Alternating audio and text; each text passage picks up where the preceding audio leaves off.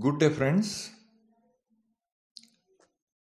So now we will listen to the translator's preface in this fourth part, which will be followed by publisher's preface for this book written by Lokmanya Tilak, Geeta Rahasya. Both the preface from translator and also the publishers are quite lengthy. So I may perhaps read a few paragraphs or the excerpts from both the prefaces. So let's listen into the translator's preface. So this Geeta Rahasya, the English translation was done by Mr. B.S. Suktankar from Mumbai, and this preface he has written in the month of June in the year 1935.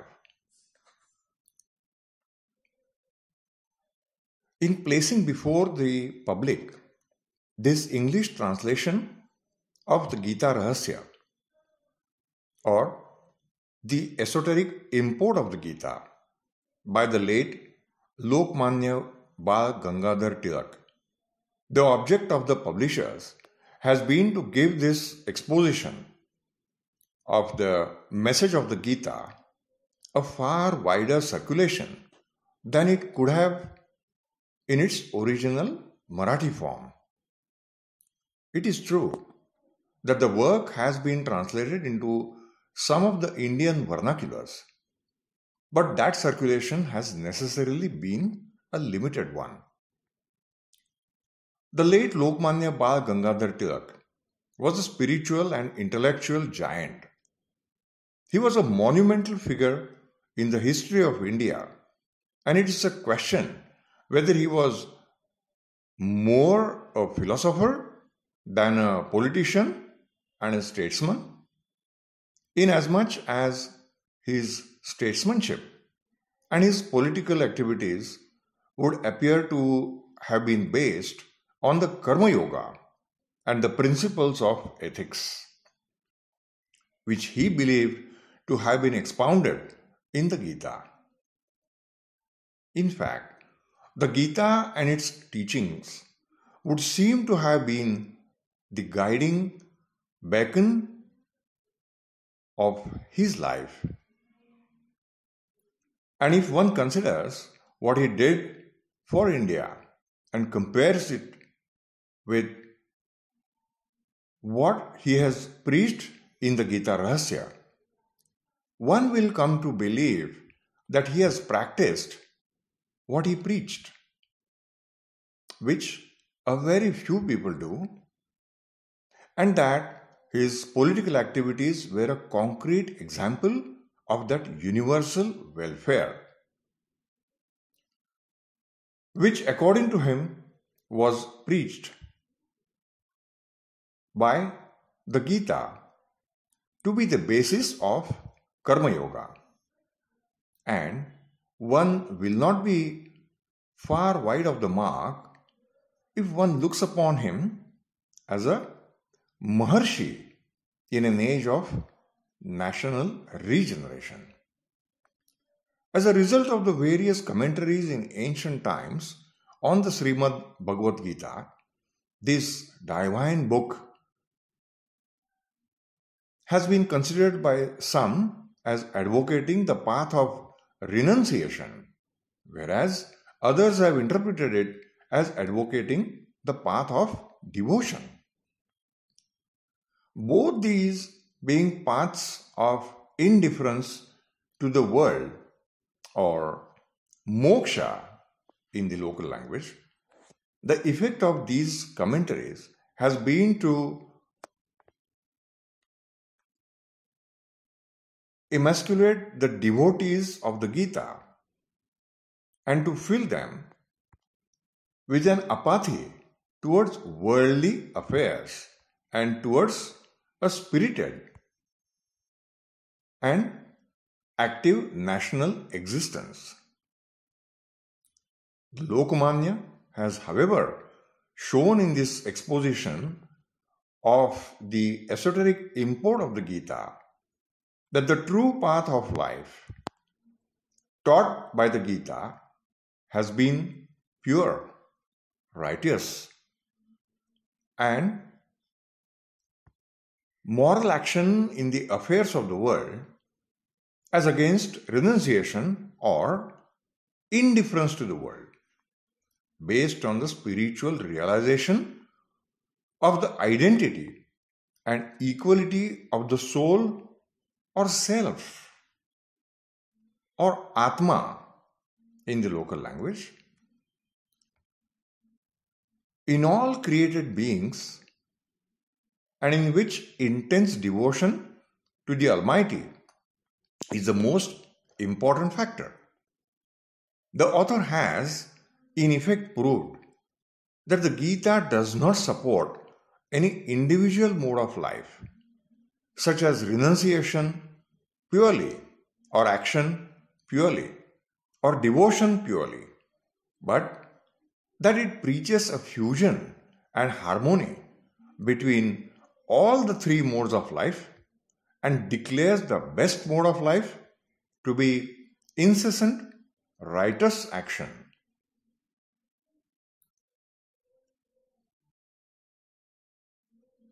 The gods do not like any except those who labor until they are tired.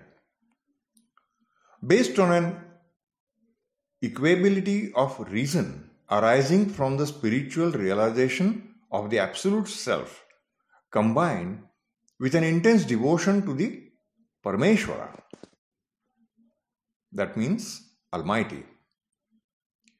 At the 18th session of the Maharashtra Sahitya Parishad, Maharashtra Literary Conference held at Nagpur in the year 1933, I tabled a resolution that this conference is of opinion that there should be a society for translating Marathi literature into English in order to give international importance to the Marathi language. This resolution was unanimously passed by the conference, and pursuant to that resolution, I framed the draft of a scheme for the establishment and registration of such a literary society.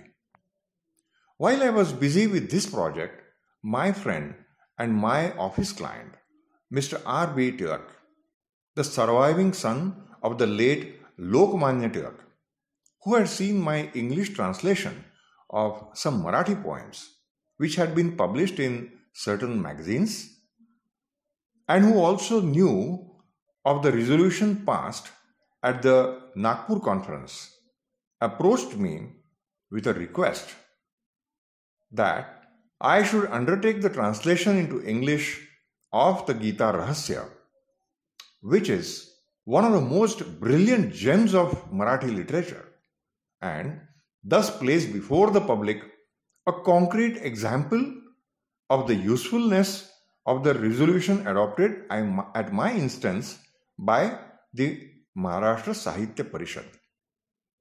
As the task set before me was a stupendous one, both on account of its volume and the labor involved, as also on account of the extremely difficult and involved style of the author, I was at first doubtful whether or not I should undertake the work. In fact, the task of getting this work translated into English had at first been attempted in the lifetime of the late Lokmanya Tilak, and again after his death by his sons, as has been mentioned by Mr. R.B. Tilak in the publisher's foreword. Being inspired, however, by the spiritual power of this wonderful and well-known work, which saw the sale of 10,000 copies of the first Marathi edition of it within a few months of it's being published, as stated in the publisher's foreword, and being further inspired by the advice of Vidula to her son that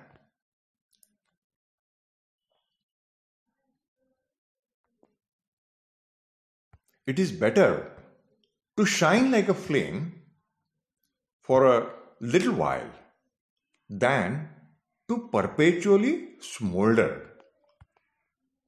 I resolved that I would see this work through at any cost.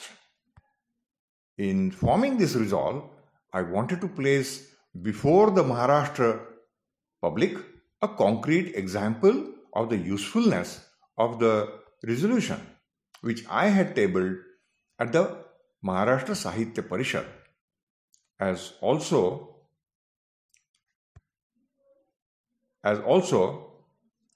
to place the real message of the Gita according to one of the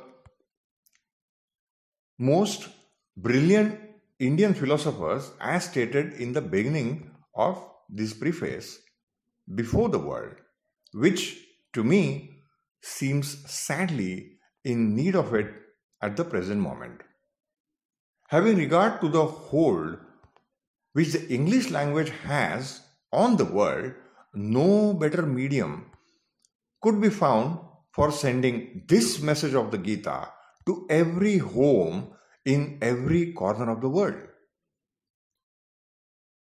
There was a time when Indians considered it as a sacrilege to put religious and philosophical lore into the hands of the unregenerate classes, and more so into the hands of foreigners who would, of course, be far beyond the pale of these classes.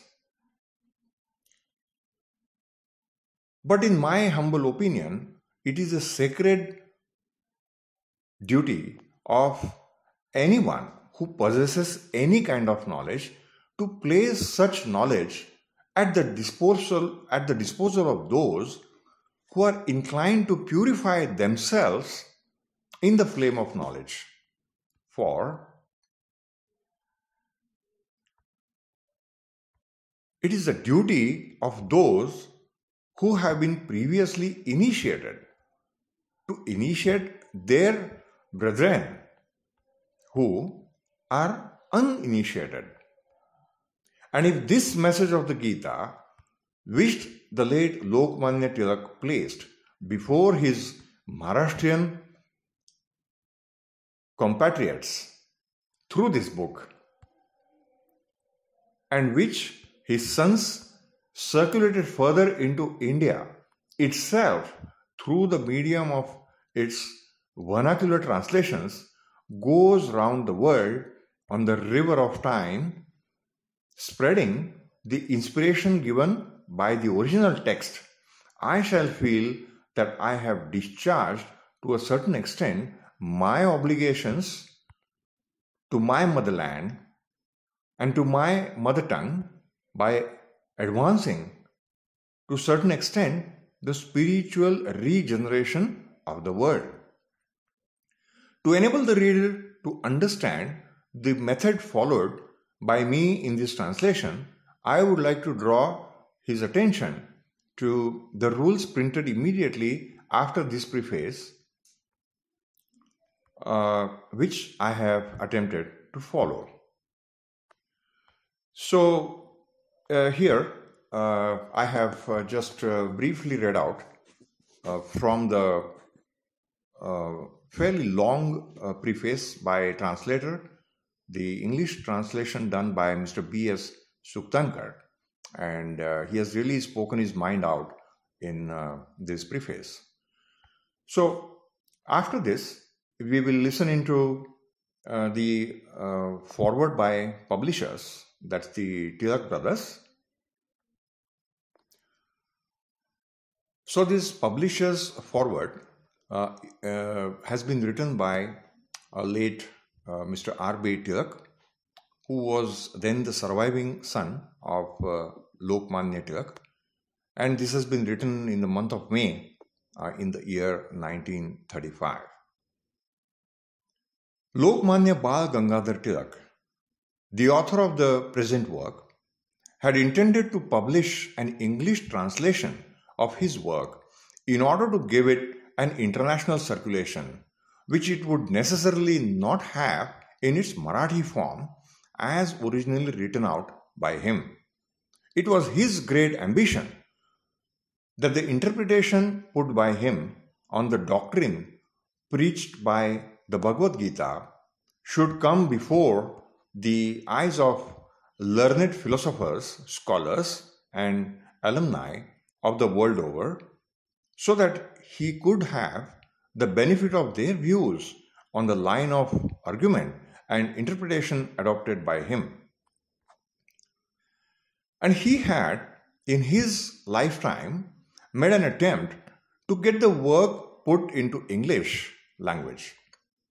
He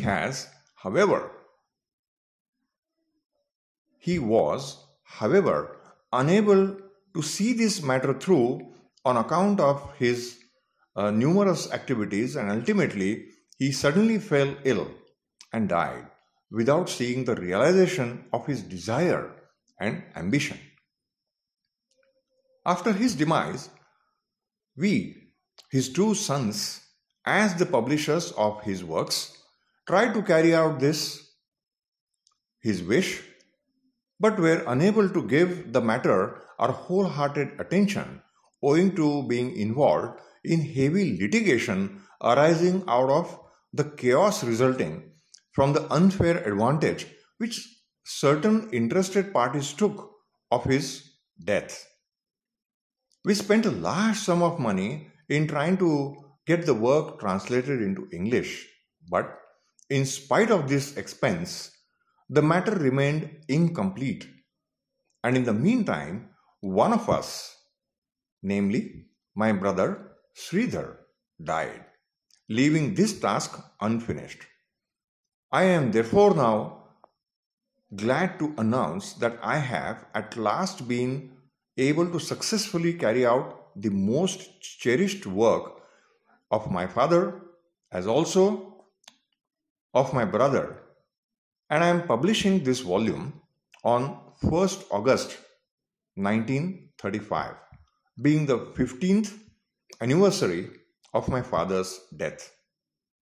And I shall feel that all the trouble which has been taken by me in bringing out this publication will be more than amply rewarded if it gets into international circulation, and if I am thus enabled to fulfill the wishes of my late father and brother, for I shall then feel that I am free from my obligations to the deceased.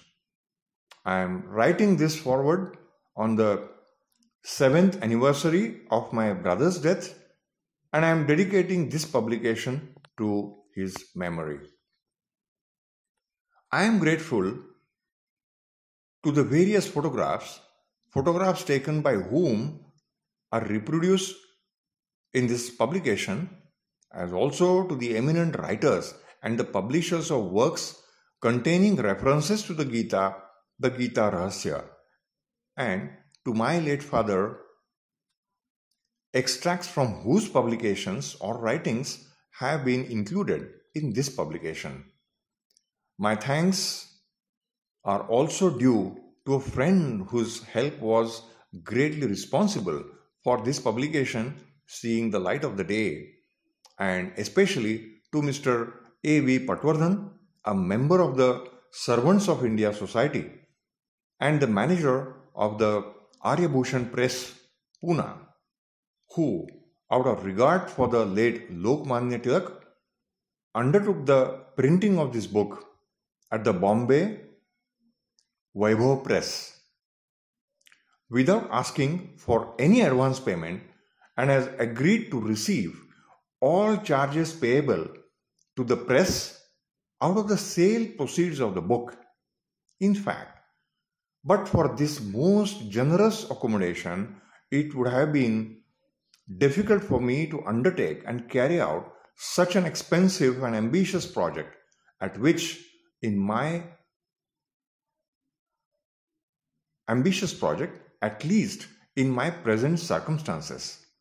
I must also here acknowledge my gratitude to the translator Mr. B.S. Sukhtankar, who also has gladly consented to receive the amount payable to him for the translation out of the sale proceeds of the book in due course. It is true that the price of the publication has been put a little high for moderate purses, as also that I have had to publish the book in 2 volumes so as to partly meet the costs of the press out of the sale proceeds of the first volume, but this has been done as there was no alternative courses left to me.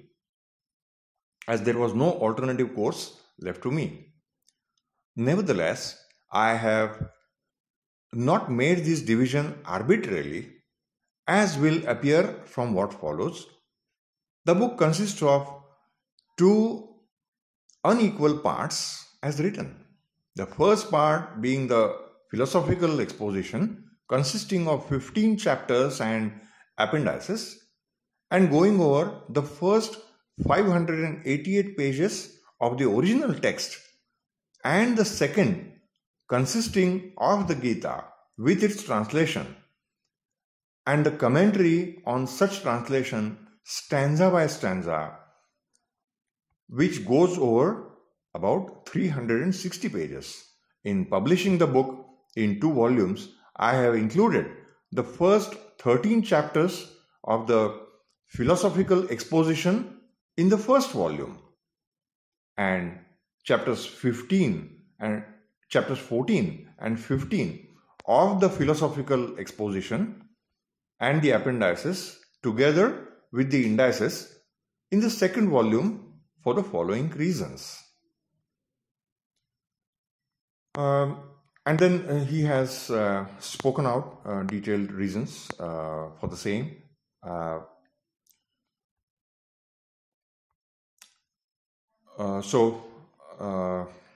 I'm skipping a couple of paragraphs to make it a little shorter, and going ahead.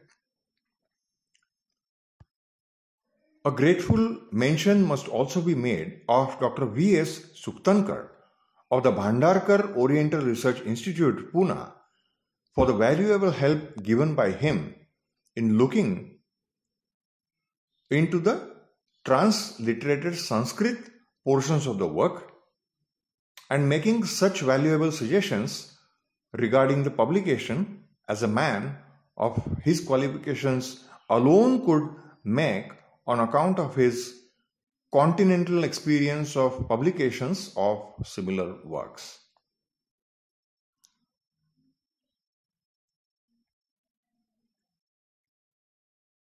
So here I am concluding on the long foreword or preface written by Mr. R.B. Tilak, the publisher, which also speaks volume of the amounts of effort and the stress taken to fulfill or grant the wish of his father and his brother to translate this magnificent work into English. So in the next part, we will start going through the 15 chapters written out by Lokmanya Tilak.